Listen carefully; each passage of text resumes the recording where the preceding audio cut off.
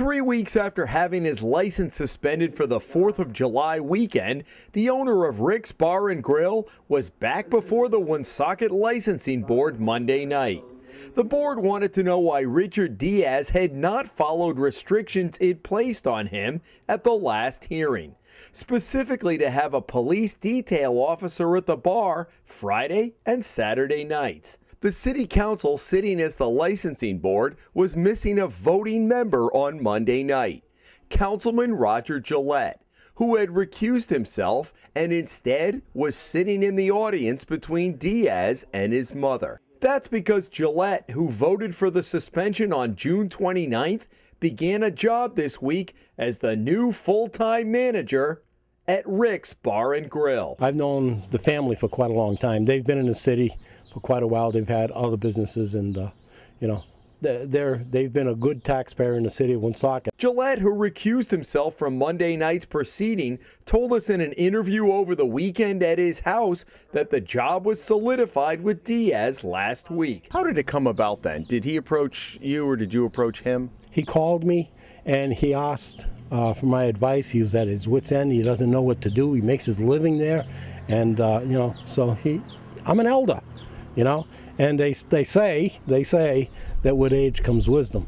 So he was tapping on that, I think, and the fact that we were friends, and he trusts me. Last week, the Hummel Report outlined a variety of problems at the bar in the city's north end, all caught on surveillance tape by a neighbor who has been pressuring the city to do something.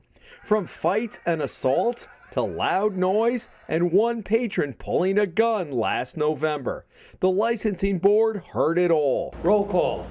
And after a 3.5-hour hearing on June 29th, voted for a 4-day license suspension and multiple restrictions going forward. Councilman Gillette? Yes. Gillette voted for those sanctions. My job is going to be to make sure that those things don't happen again. That's my intentions. Some people think I'm crazy for taking on this undertaking, but I saw a situation where a businessman that I knew, that is a friend, you know, was in trouble, reached out to me, and I offered him my advice and offered him my abilities to be able to help straighten him out. Gillette told us he expects to work anywhere from 40 to 80 hours a week at the Cass Avenue bar. He declined to say how much he is being paid. So, is it a conflict of interest? You're a sitting councilman, you have a seat de facto on the Board of Licensed Commissioners. Yes. Does that not put you in a conflict of interest situation? It does not, at least according to the Ethics Commission. I called them yesterday and asked them, and she says she didn't think that there was a problem as long as I filled out the proper form that I needed to fill out, and I forget the name of it right now.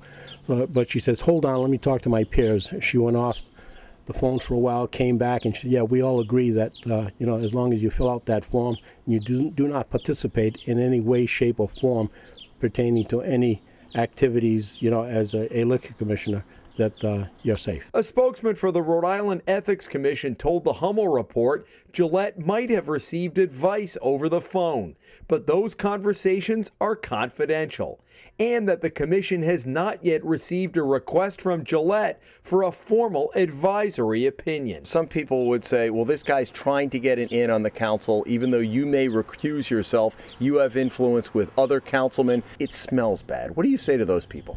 I say that there will always be someone to disagree.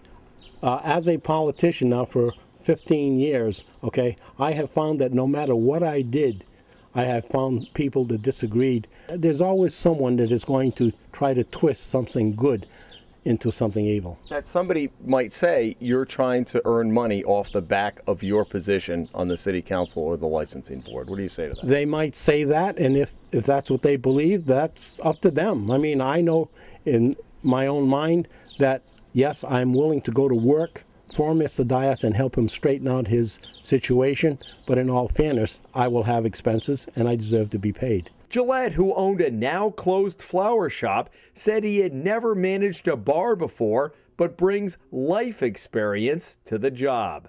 What do you think you can bring to the table? I think I can bring some stability. Hopefully, I'm going to be able to get some cooperation, not only from the people that attend go to the establishment, but from the neighbors also. He's got a lot of restrictions right now. He does, and I'm going to make sure that those restrictions are kept up to the T. Had I been there, there would have been, a police officer in place. This will not be his job. It will be my job to make sure that this happens. Gillette says he hopes to turn the place around in the weeks ahead. I laid it all out on the table. I said, listen to me. You're not going to like some of the things I'm going to do. I said, but you're going to have to do it to change this place around. If you're serious, hire me. If you're not serious, don't hire me. In Woonsocket, Jim Hummel for the Hummel Report.